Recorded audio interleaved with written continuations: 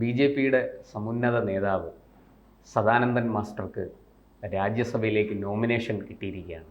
രാഷ്ട്രപതി ദ്രൗപദി മുർമു നേരിട്ട് അദ്ദേഹത്തിൻ്റെ പേര്, അദ്ദേഹമടക്കം 4 പേരെ നോമിനേറ്റ് ചെയ്തിട്ടുണ്ട്. അങ്ങ് തലശ്ശേരി സ്വദേശിയാണ്. സദാനന്ദൻ മാസ്റ്ററോടൊപ്പം പ്രവർത്തിച്ചയാളാണ് വളരെ ചെറുപ്പം തൊട്ടേ. സദാനന്ദൻ മാസ്റ്ററെക്കുറിച്ച് ഓർക്കുമ്പോൾ അങ്ങേക്ക് ABC-യുടെ പ്രേക്ഷകർക്കായിട്ട് പങ്കുവയ്ക്കാൻ എന്തൊക്കെയാണുള്ളത്? സദാനന്ദൻ മാസ്റ്റർ നമ്മൾ സതുവേട്ടൻ എന്നാണ് വിളിക്കാറ്, അന്നും ഇന്നും എപ്പോഴും. സതുവേട്ടൻ എന്ന് പറഞ്ഞാൽ കണ്ണൂർ ജില്ലയിൽ ഏറ്റവും വലിയ ആ കാലത്തെ ചെറുപ്പക്കാരുടെ വലിയൊരു ആവേശമായിരുന്നു. മാഷുടെ പ്രസംഗം, മാഷുടെ പെരുമാറ്റം, അദ്ദേഹത്തിനൊരു നെഗറ്റീവ് ക്വാളിറ്റി പറയാനില്ലായിരുന്നു. ഏറ്റവും ചെറുപ്പത്തിൽ 26-25 വയസ്സിൽ സതുവേട്ടൻ ഉള്ളപ്പോഴും, സതുവേട്ടനായിട്ട് ഒരുപാട് ഇളയത് ഞാൻ, പക്ഷേ ഞങ്ങളൊക്കെ സതുവേട്ടൻ്റെ പോലെ സതുവേട്ടൻ ജില്ലയുടെ ആരാധിച്ച വ്യക്തിത്വമായിരുന്നു. സദാനന്ദൻ മാസ്റ്ററുടെ പ്രസംഗത്തിന് തലശ്ശേരി നഗരത്തിൽ മുതൽ എല്ലാ സ്ഥലങ്ങളിലും, ഞാൻ ഒരുപാട് സ്ഥലത്ത് അദ്ദേഹത്തിൻ്റെ പ്രഭാഷണങ്ങൾ കേൾക്കാറും പോയിട്ടുണ്ട്, അല്ലെങ്കിൽ കണ്ടിട്ടുണ്ട്, ഒരുമിച്ച് പോയിട്ടുണ്ട്, ഒക്കെ ഉണ്ട്. അതിലൊക്കെ അദ്ദേഹത്തിൻ്റെ പ്രഭാഷണങ്ങൾ കേൾക്കാൻ എല്ലാവിധ ആളുകളും വരാറുണ്ടായിരുന്നു. അത്ര നല്ല പ്രാസംഗികനും അത്ര നല്ല സംഘാടകനുമാണ്. ഒരു പലപ്പോഴും പ്രാസംഗികർ സംഘാടകരായിരിക്കില്ല, അങ്ങനെയല്ല. സദാനന്ദൻ മാസ്റ്റർ നല്ല മികച്ച സംഘാടകനായിരുന്നു. ഒരേ സമയം പ്രാസംഗികനും സംഘാടകനും രണ്ടുമാണ്.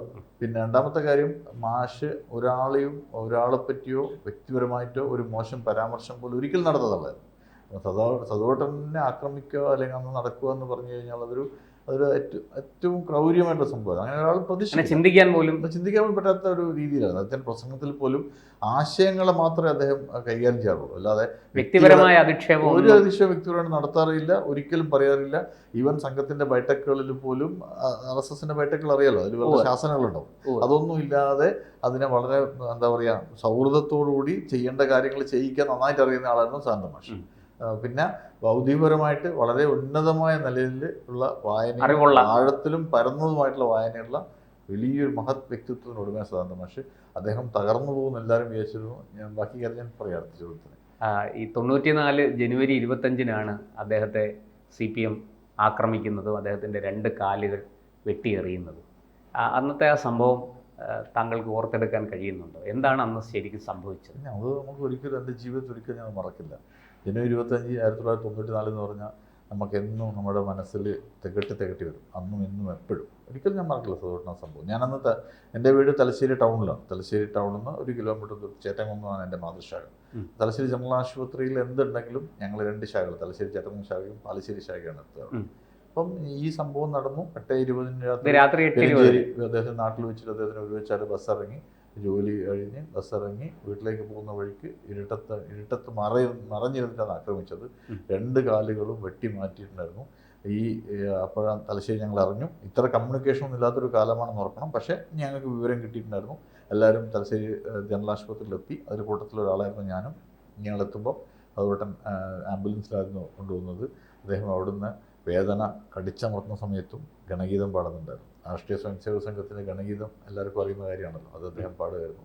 അപ്പോൾ അങ്ങനെ ഒരു വല്ലാത്തൊരു അവസ്ഥയായിരുന്നു. തലശ്ശേരി ജനറൽ ആശുപത്രിയിൽ പ്രാഥമിക ശുശ്രൂഷ നടത്തി ഉടനെ തന്നെ അദ്ദേഹത്തിനെ കോഴിക്കോട് മെഡിക്കൽ കോളേജിലേക്ക് കൊണ്ടുപോയി.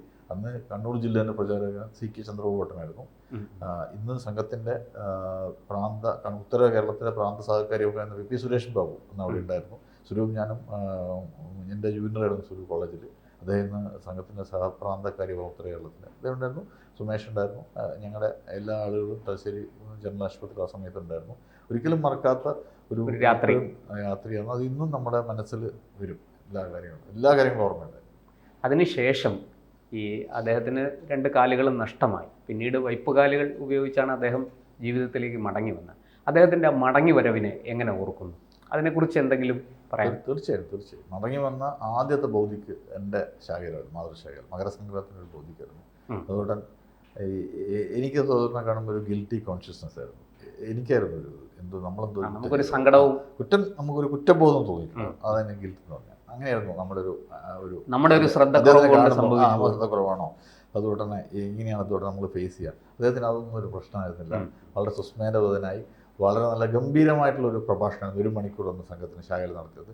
വളരെ മോട്ടിവേഷനായിട്ടുള്ള, വളരെ ഇൻസ്പിറേഷനായിട്ടുള്ള, വളരെ ഇൻസ്പയറിംഗ് ആയിട്ടുള്ള, അത് കേട്ടുകഴിഞ്ഞാൽ ഒരു സംഘടനാ പ്രവർത്തകന് അതിൻ്റെ ഇത് ഉൾക്കൊണ്ട് അതിൽ പൂർണ്ണമായി സമാജത്തിലേക്ക് ഇറങ്ങാൻ വേണ്ടി സാധിക്കും.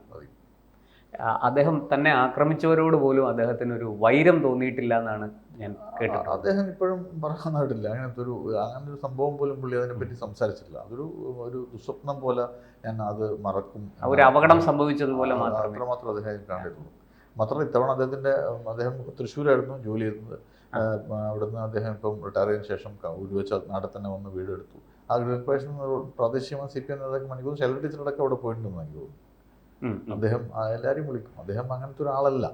സാന്തം മാഷെപ്പറ്റി ആര് പൈശാചികപരമായിട്ടും ഭീകരനായും അജാതശത്രു എന്നൊക്കെ പറയാവുന്ന അങ്ങനത്തെ ഒരാളാണ്. കാരണം വാജ്പേയിയെ കുറിച്ച് അങ്ങനെ പറഞ്ഞു കേട്ടിട്ടുണ്ട്, രാഷ്ട്രീയത്തിൽ അദ്ദേഹം അജാതശത്രു. ഞാൻ പലപ്പോഴും വിചാരിക്കാറുണ്ടായിരുന്നു ഈ ഭാരതീയ ജനതാ പാർട്ടിയുടെ കേരളത്തിലെ സംസ്ഥാന അധ്യക്ഷനാവാൻ ഏറ്റവും യോഗ്യനായിട്ടുള്ള ഒരാളാണ് സദോട്ട് എന്നുള്ളത്. ഞാൻ കഴിഞ്ഞ ദിവസം എൻ്റെ പല സുഹൃത്തുക്കളോടും ആ കാലത്തുള്ള വിദ്യാർത്ഥി പരിഷത്തിലുണ്ടായിരുന്ന, ആ കാലത്തിൽ സംഘടനാ പ്രവർത്തനമുണ്ടായിരുന്ന ആളോടൊക്കെ കഴിഞ്ഞ ദിവസം ചർച്ച ചെയ്തിട്ടുണ്ടായിരുന്നുള്ളൂ ഉപാധ്യക്ഷനായ സമയത്ത്. അപ്പോഴത്തേക്ക് സദോട്ടൻ ഇത് ഒരു വലിയൊരു നിയോഗമാണ്. അദ്ദേഹത്തിന് അതിനുവേണ്ടി ഒരുപാട് കാര്യങ്ങൾ ആത്മാർത്ഥമായി ചെയ്യാൻ പറ്റും, ആത്മാർത്ഥമായി ചെയ്യുകയും ചെയ്യും.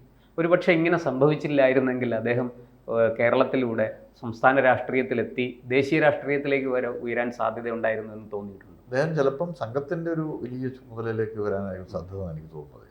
അദ്ദേഹം ഇതിൽ വന്നില്ലായിരുന്നു, ആ സംഭവം ഉണ്ടായിരുന്നില്ലെങ്കിൽ പൂർണ്ണമായിട്ടും ശാരീരികമായിട്ട് യാത്ര ചെയ്യാനും കൂടുതൽ സംഘത്തിൻ്റെ യാത്രകൾ കുറെ കൂടുതൽ വേണമല്ലോ, അതിന് വേറെ കുറെ കഷ്ടപ്പാടുകളുണ്ടല്ലോ യാത്രകൾക്ക്. അപ്പോൾ ആ യാത്രകൾ പൂർണ്ണ മനസ്സോടെടുത്ത് അതിൽ എന്താ പറയുക, അതിൽ പൂർണ്ണമായും മുഴുകി അത് ഒരു വലിയ സംഘത്തിൻ്റെ വലിയ അഖില ഭാരതീയ അധികാരിയാവാൻ സാധ്യതയുള്ള ഒരാളായിരുന്നു എനിക്ക് പലപ്പോഴും തോന്നാറുണ്ട്.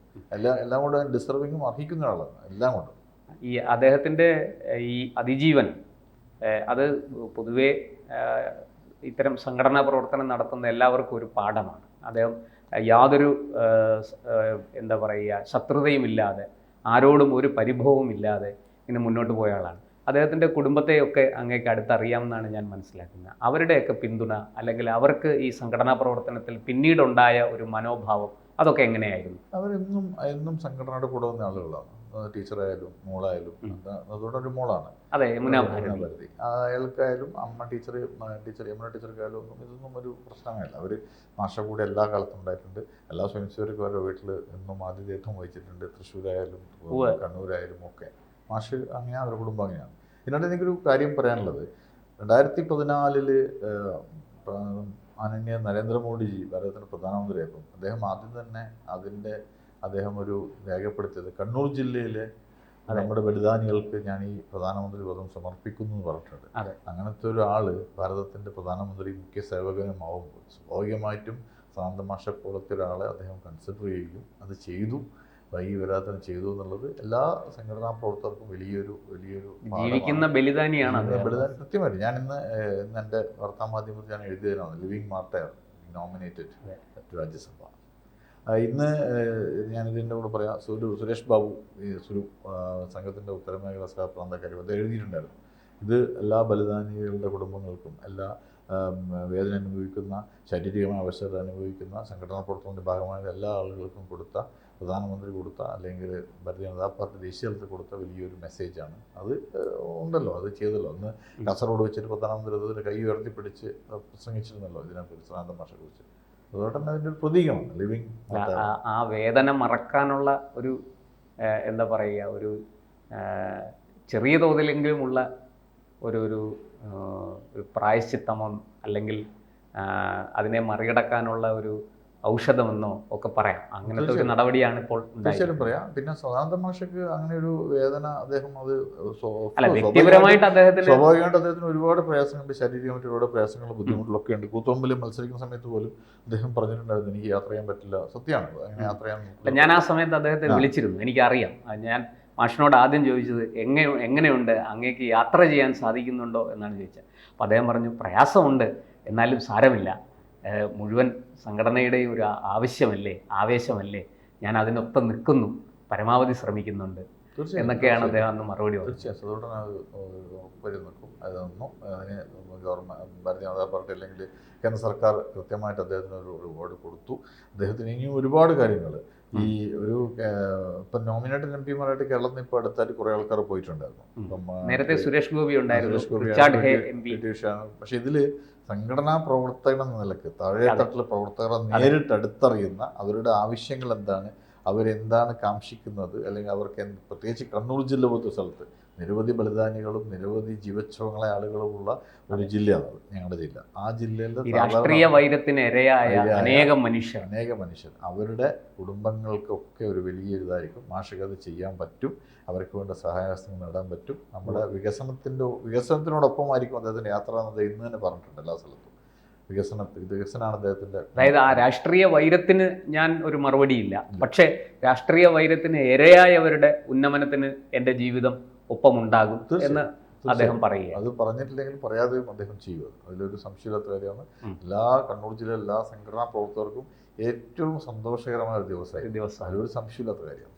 തീർച്ചയായിട്ടും അദ്ദേഹത്തിൻ്റെ ആ ഇപ്പോഴത്തെ ഈ സ്ഥാനലബ്ധി അദ്ദേഹത്തിന് കൂടുതൽ കരുത്ത് നൽകട്ടെ. ഈ പറഞ്ഞതുപോലെ അശരണരായ ആലംബഹീനരായ കുറേ മനുഷ്യർ അവിടെയുണ്ട്. ഈ അന്ധമായ രാഷ്ട്രീയ വിരോധത്തിനും വൈരത്തിനും ഇരയായിപ്പോയ കുറേ പാവം മനുഷ്യർ, അവർ രാഷ്ട്രീയ ഭേദമന്യേ തന്നെ നമുക്ക് പറയാം, അവർക്ക് എല്ലാ സഹായങ്ങളും ചെയ്യാൻ അദ്ദേഹത്തിൻ്റെ ഈ സ്ഥാനലബ്ധി കാരണമായി തീരട്ടെ. അതിനുള്ള കരുത്ത് അദ്ദേഹത്തിന് കിട്ടട്ടെ. ഇനിയെങ്കിലും നമുക്ക് ഈ രാഷ്ട്രീയ പകയുമായിട്ട് നടക്കുന്നവർ ആലോചിക്കട്ടെ, ഇത് അവസാനിപ്പിക്കേണ്ട കാലം കഴിഞ്ഞിരിക്കുന്നു. ഇപ്പോൾ കഴിഞ്ഞ കുറച്ച് നാളുകളായിട്ട് സമാധാനം ഉണ്ട് കണ്ണൂരിൽ, എങ്കിലും ഒരു ശാശ്വതമായ സമാധാനം അവിടെ ഉണ്ടാകട്ടെ എന്ന് ഈ നല്ല ദിവസത്തിൽ നമുക്ക് അദ്ദേഹത്തെ കൂടെ സാക്ഷിയാക്കി ആശംസിക്കാം. തീർച്ചയായും. നമസ്കാരം. കൂടുതൽ വാർത്തകളും വിശേഷങ്ങളും നിങ്ങളിലേക്ക് എത്താൻ ABC മലയാളം സബ്സ്ക്രൈബ് ചെയ്യുക, ബെൽ ബട്ടണും അമർത്തുക.